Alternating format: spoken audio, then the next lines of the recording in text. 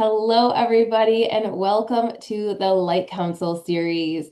This series is all about bringing other light workers, healers, service providers who have a big soul mission, heart-led mission on their heart and bring their work to the world so we can inspire and lift the consciousness, the collective as a whole. I'm so excited to welcome Stephanie as my guest. If you don't know me, my name is Elizabeth Plancon, and I am a soul purpose activator, intuitive spiritual business mentor, and healer, helping others bring out their soul purpose, their soul gifts, and helping them bring it to the world. So, welcome, Stephanie. Thank you so much for being with me today. Hi, Elizabeth. It's so great to be here. Thank you for having me. And I'm Of excited to continue our conversation. Yeah, we met beforehand, as I do with most of my guests, to really just kind of talk about what we're going to talk about, get a feel if we vibe with each other, because obviously we want these episodes to be high vibe, right? And that like wonky energy. And we had just such a great conversation. We were like, we could talk forever, but I guess we have other calls to go to, right? So I would love, Stephanie, for you to just tell us a little bit about yourself, your work, and how you serve others, and also where you are in the world. I'm Steph Gisondi. I'm in New York, and I am a transformational coach helping women to release the doubts, the fears, the guilt, shame, and people pleasing, and come home to reconnect to themselves, their truth, their souls, and that spark within so that they Mm. can live a life that feels more aligned and juicy and alive. Yeah, I love that so I much. worked for And years. go ahead. I was gonna say I worked for years to help brands create and tell their stories, and now I'm working with women and still some brands to really live theirs. That is so powerful. And what I was going to say is, I was just at a conference this weekend, and the host would constantly ask us to shout out words, how we're feeling, right? And this one woman, her every response was juicy, and it I was just love that. it was like the best like I response love it. ever. So like when you said that, I was like, yes. It's one of my favorite words too, because Yeah. and it's what I hear so much. More and more, I just hear these women, and what they say to me is they don't use the word juicy. I use the word juicy. Hmm. Like, I want to have fun again. Yeah. You Yeah. Yeah. And it's know? not a common used word actually when explaining or describing like how you want to feel, like how you want to live. And I feel like it's such a fun, playful word, and Yeah. it also like really helps bring out this like just full expression and exciting life, right? Yeah. Like to feel alive, right? Like that feeling where you're not just going through the motions, but you feel alive. Yeah, yeah, I love that so much. So I would love to know, like, what was the turning point for you, especially like what you used to do, right? Moving into this now, what was the turning point for you where you're like, I'm meant to do this work. Like, this is what is my passion. This is what I want to help women like live and breathe. Like, what was that turning point for you that really opened yourself up to this? It was not, there wasn't one major thing. And it's funny because now I can look back and see so many little things, not little things even, but little and big things that have led to now that you don't realize like in the moment, right? Hmm. So I think one big thing that indirectly led me to this was almost 20 years ago now, my dad passed away and he got sick from cancer. And, it went pretty quickly. But I'd always had like a yoga and meditation practice, had been into a healthy lifestyle. But that changed for me in that I really went deep into understanding more faith, more spirituality, more health. Like I really dove in. And a few years after that, this thing kept popping up.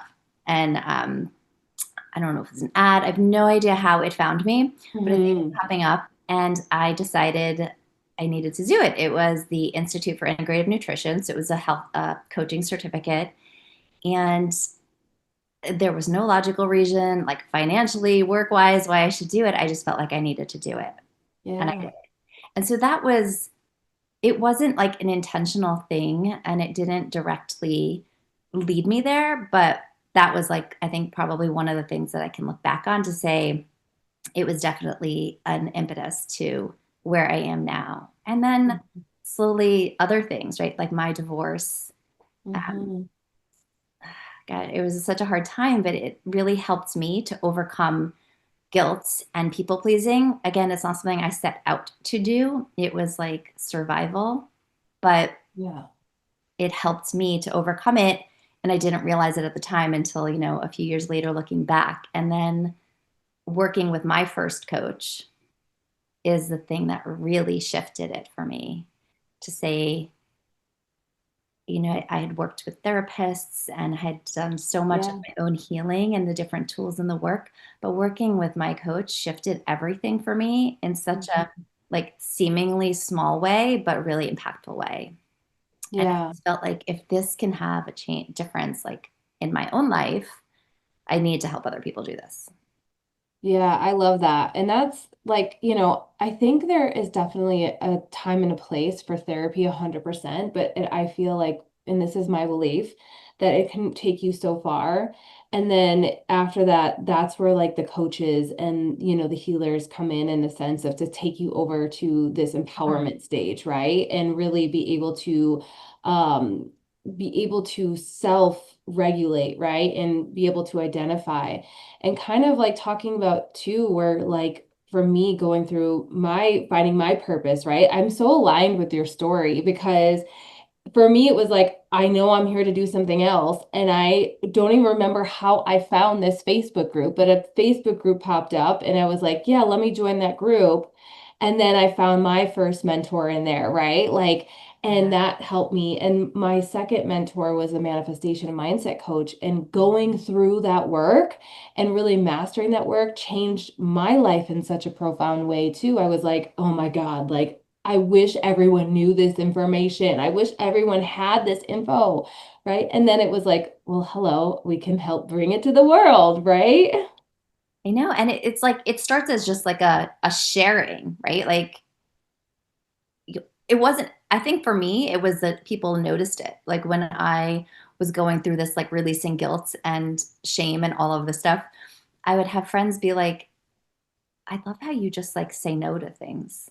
Hmm. Like, I wish I Yeah. could do that too. And I was like, huh, like it's not like I mean, I did make a conscious decision to, to get better at that, but it wasn't in a way that was like profoundly impactful and changing my life in a conscious way, if that makes sense. It was like I made these small decisions and people started noticing it. And then when I, you know, did the deeper work and worked with a coach, it was like, oh my gosh, but like everyone can see these things, right? If we just open Hmm. to it.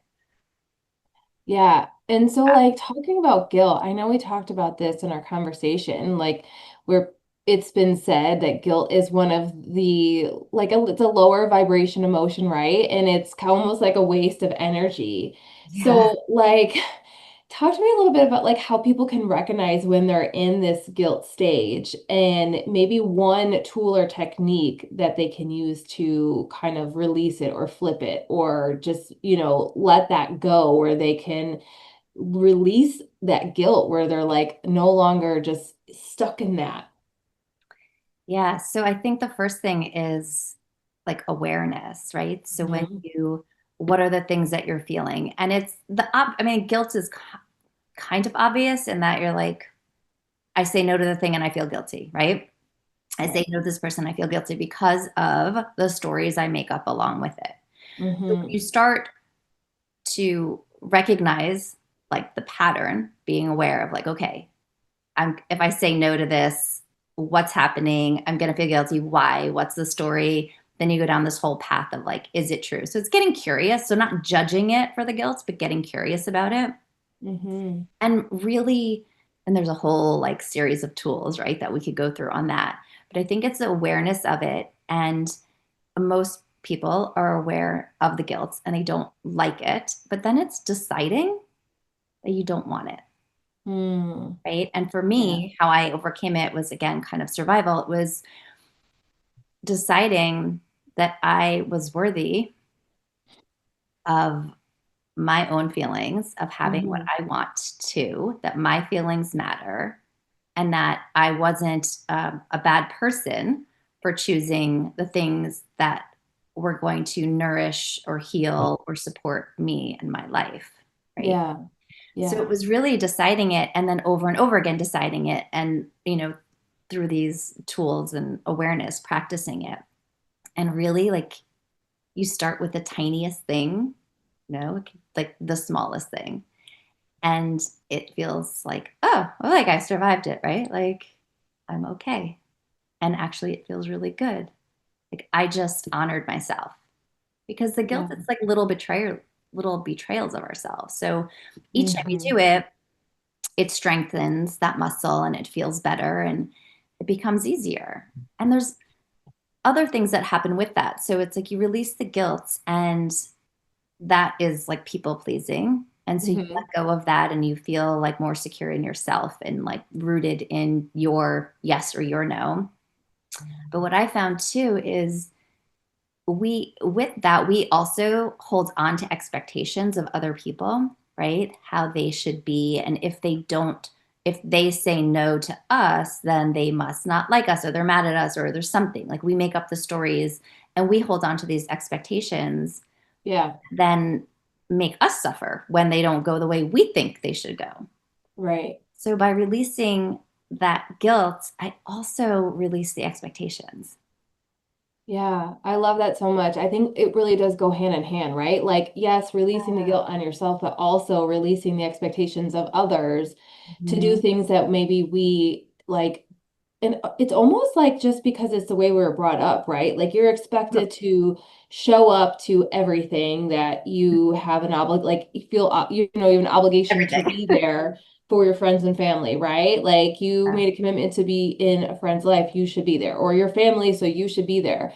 So Yeah. like, my question is like, how do you start kind of like informing people in your life, like friends and family, that Hmm. this is the new way I'm living and not being like, I don't know if I want to say this online, but being like a jerk about it in a different way, right? Yeah. Like, you know what I'm saying? Like where you're not, where it's not, and of course we don't want to worry what other people think about us 100%, but at the same time, these people are important in our lives and we Hmm. want to build that like that I want them to know that I care, right, about them and I do care about our relationship. However, if something doesn't feel aligned with me for that day, that moment, whatever it is, and I just don't want to do it or can't do it because my energy is not there, how Yeah. can we like tell them this is how I'm living and you should too? Maybe you should, work on this, right? Like how many family obligations have we gone to because we feel obligated, right? Because that's the way we were brought up that we really didn't want to go to,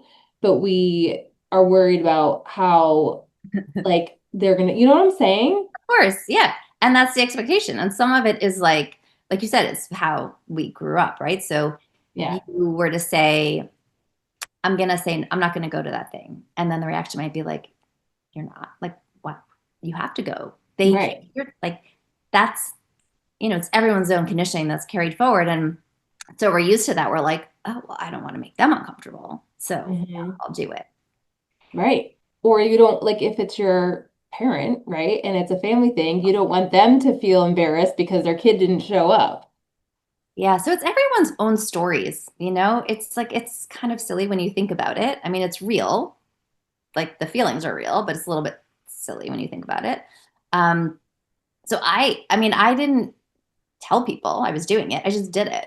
And it Hmm. started from survival. Like it started now that I think about it, when my dad died and I didn't have the capacity to show up for things. Like I Yeah. just needed to honor this grieving process, which I didn't even know what it was. And honestly, at that time, I didn't think I'd ever feel normal again. Like I didn't think I Mm. was going to get through it. Obviously, we do, but I didn't know what I needed. I just know I needed to not be like at our friend's first birthday party. That was like a million people, our friends, kids' first birthday party. So I would start to say no to things, and people weren't like comfortable with that, Hmm. but it didn't matter because I needed to do it. So I think I Yeah. started even then, like the things I needed to survive. And obviously, there were things that I didn't say no to that I felt like, okay, can I really do this? And I did it. And then that also gave me information on what I wanted more of or less of. So, and then going through my divorce, it was like, I just also had this kind of felt empowered through it, as it was so, so, so hard to make that decision and to do it. And it really, it was just a really difficult journey. Yeah, I can imagine. Also, I I made this decision not from an easy place, but like for me. And so Hmm. it was empowering. And I think that helped me to continue to make those decisions. Yeah. I didn't say, this is who I am and this is how I'm going to show up, because I didn't really know. It was like a process, it was an evolution. I just decided I'm going to say no to this. And it was coming from one, love for myself and Yeah. honoring what I needed, and love for the other person too. Like I love these people. It doesn't mean I don't like them. It doesn't mean I won't go to the next thing. It means that right now in my life, maybe I was traveling for a week straight for work and I need this night to like unwind and decompress and get Hmm. my stuff in order before I move on to the next thing. And so it's not ever about the thing or the person, it's about what you need. And if my thought now, maybe it wasn't then so conscious, but is that if I'm doing it from love for myself and for other people, I'm doing it out of a place of love and kindness and the right things, then that will be felt. And the people who love me are not going to care because everyone's doing their own thing. So they're not going to care and make up stories. And if they do, it's not up to, like, that's not up to me. Hmm. I don't get to choose how people perceive me or receive me.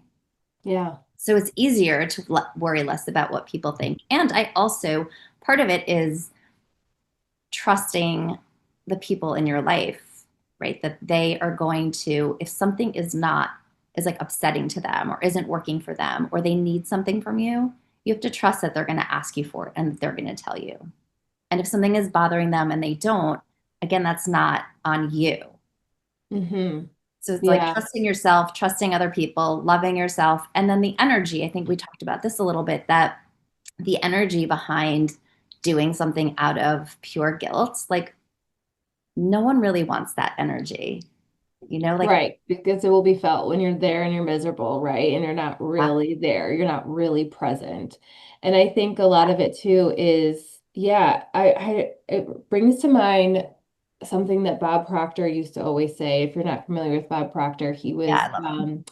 of one of the leaders in the personal development world, right? And talked about mindset and manifestation a lot. But he used to say, "What anyone else thinks about you is none of your business. Mhm. What anyone else like talks about you, feels about you is none of your business. So don't worry about it because, like you said, that's their opinion, and opinions are not facts, right? And of course, like we want to show empathy for those that we love, so for me, it really is just having that conversation, being really open and honest about if I can't do something and it's expected for me to kind of be there, why I can't do it. And really, for me, that helps me heal, right? Like, because at the end of the day, though, like, no is a complete sentence, right? Like, you don't Right. really owe anyone an explanation. However, I feel if it helps regulate your nervous system to get you into the patterns of being able to take control of that in the beginning, it's okay for you to say, I really am just tired and I wouldn't be fully present and I just can't be there today. Just if that's going to help you start Mhm. off that way, and then eventually you'll find yourself where like you understand, like, well, I don't have to give an explanation. If they want to know, they can ask me. You know what I mean? And I think that there's a place for both. Like if it's somebody who's you're really close with in your life and there is something that you were supposed to show up for, and you just say like, I love you and I want to be there, but like, here's Yeah. what's happening.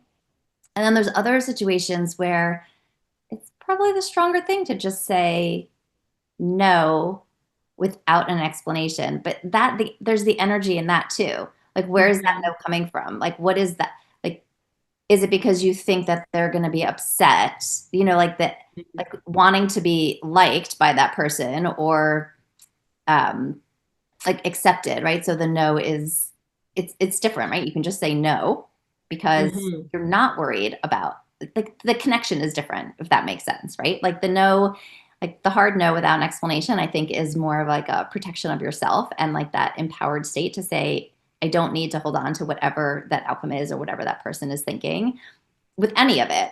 But then with that person that's closer to you, I think, like you said, it's like that feeling of like love to say that you just want to say that extra piece. Like, I don't owe you, like, you don't owe them an Yeah. explanation, but it feels like just because you have that connection with them to say, this is where I'm at. Like, you want them to see you too. Yeah. Yeah. Yeah. I love that. I would love to know, kind of turning it a little bit, like it's along the same lines, but what about like with receiving, guilt with receiving? Because that was always, and Mhm. still I struggle with that sometimes too, right? When I am getting gifts or just unexpected money from family, right? And I'm sure, I think I told you this story, but like I used to take my grandmother shopping, grocery shopping every other week. And every other week after we were done, she would give me $20. And I would be like, why are you giving me money? Stop giving me money, And she would be like, just take it. It's for gas or whatever. And it wasn't until like an older gentleman kind of like I was telling him the story and he was like, stop it. He's like, take the money from your grandmother. It makes her happy. And that was like a turning point for me to it actually helped me release the guilt of it, right? Because I felt like I didn't deserve it or like I didn't earn it because like I'm your granddaughter, like I want to take care of you, right? And I felt like, oh my, like I should be doing more or whatever, right? And attached to that. And he made me realize like this makes her happy. So in a sense, I'm helping her to feel that happiness, that joy, that like I'm doing something for you. It's almost like that exchange, right? And that helps her not feel guilty about me taking time out of my day, even though I loved spending that time with her when I was able to. And how cool was that I got to see her more often than I would have had I not do that. But in retrospect, right now I see all these reflections.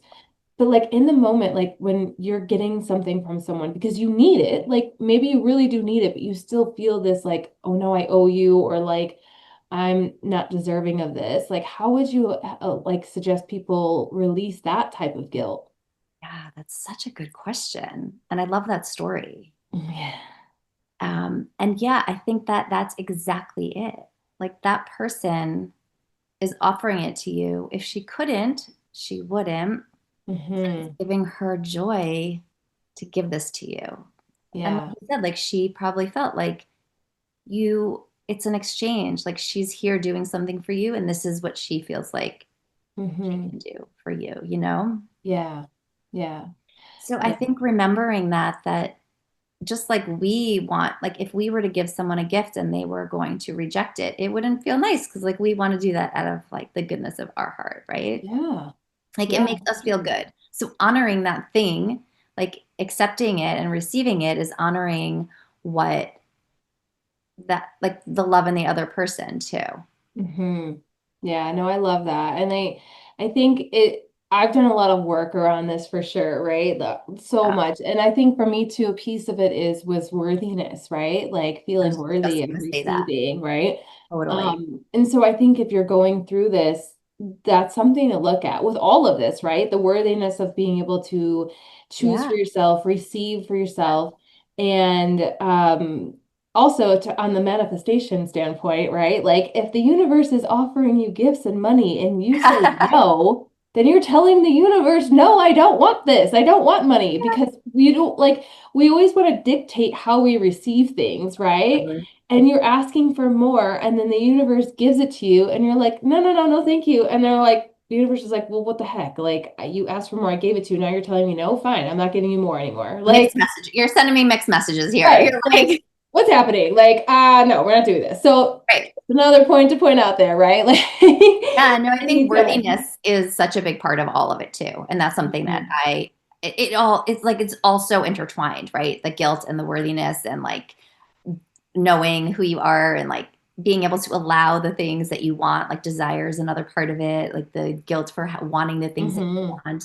But it does all come back to like self love and feeling worthy of it. And like, you don't have to prove it. You just are worthy. Yeah, yeah. So I would love to know if like you face challenges, which I'm sure we all do, and you have in your journey, like how do you shift your energy so you don't kind of like find yourself back in this people pleasing Mhm. kind of energy and patterns? Yeah. I mean, I do find myself there um, often. Yeah. It happens. But Hmm. the biggest thing for me right now is that I don't live there. Right? Like Hmm. it's quicker for me to come out of those places, but I go there. Yeah. you know, I think and like maybe I'll go there forever in some way. It's this like lifelong of undoing the old patterns and the stuff that's just there. It's like also part of my default, as it is, I'm sure, part of a lot of people's default is to kind of go there. So Hmm. awareness, again, like it really comes down to awareness, and just you can't shift what you're not aware of. You can't change it. So you have to be Yeah. aware of what's happening. And I mean, I've done a lot of work around it. So the tools and I journaling is the like number one thing, I think. Meditation Hmm. and journaling are the two things that Hmm. help me the most. But and I think it happens over time, but now even in the moments you can do it, right? And where you just stop. So being aware of what's happening, like as the spiral starts, kind of stopping to say, okay, like be here in the moment, not in the spiral. Hmm. What's really happening? How do I feel? Feel it, but without judgment, Yeah. and see what you need to learn from it. And sometimes you stay there for a while and really unpack it. And sometimes it's just like, oh no, okay, that thing is there again. And it's not true, that story. And I'm not the thing. It's just like I'm observing. It's like in this moment, it's happening, but I'm not it. Like anxiety, for example. Hmm. And then, you kind of let go of it. So I'll give you an example, like two examples actually around, I think, anxiety. So I was getting on like the on ramp of the highway, and I was having what felt like a panic attack. Like out of nowhere, I just started feeling so anxious, and I was like, it all happened so fast, but my head was like, oh my God, I'm getting on the highway. I can't like breathe. What do I do? I was like Hmm. starting the feeling in itself was making me like panic and creating its own story. And so then I was like, okay, hold up. Like I just stopped it and was like, because I was scared to drive and Yeah. be in this state. And I was like, okay, I'm not anxious. Like it just came through me. I'm not anxious. I'm having a moment of anxiety Mm. and it's going to pass and I'm okay. I'm Yeah. not anxiety, I love that. having a moment of anxiety. And so that was one time that really helped me. And then afterwards, like I remembered that feeling, right? And Hmm. like it stays with you. And the more you practice, the more it works. The more these like, you feel it, right? You're changing, it really changes your mindset and like your body, right? As you start to move in these different ways. And then another example was I was like having this moment of something came up and I was like, oh, that thing is still there. I was like frustrated and spiraling. Like I thought Yeah. I moved past that. I thought I healed that. I thought all Yeah. the things. I'm like done with this. I don't want to be here. And I was like, oh, wait, it's not even about the thing. It's my resistance to the thing. Mm. And if I just sit with it and I'm like, oh, okay. So you know what? It wasn't this. I don't remember what it was, but like the people Yeah. pleasing, it's still there. And you know what? It might always be there. So instead of resisting it, just let it be what it is and don't make it mean anything and like move on. Yeah. I think that's such an important statement and something to remember. Like, don't give it meaning, Don't. right? Like when something happens that you don't exactly love in your life, don't give it meaning. How can we come to neutrality and look at it for what it is and which way we want to go, right? Instead of making all these stories up about you and how you act in the world. So I think that's so important. And I actually had a moment of that today. So so important that that came up, right? Yeah. So I would like to ask you one other question. If you could leave our listeners with one piece of wisdom to carry into their day, what would that be?